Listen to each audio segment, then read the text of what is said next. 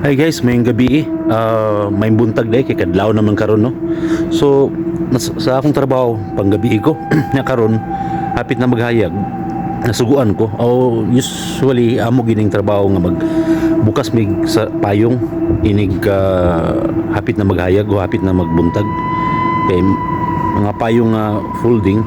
So naigi pa abli nya nalato ko na matikdan nga murag aksyon ko kahadlok.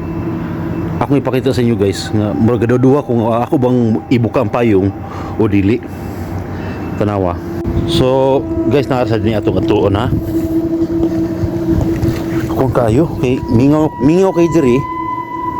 Wa kay mga tao, paghalap mo na yung kamera. Itong punasan. Yara. So opisina ni siya.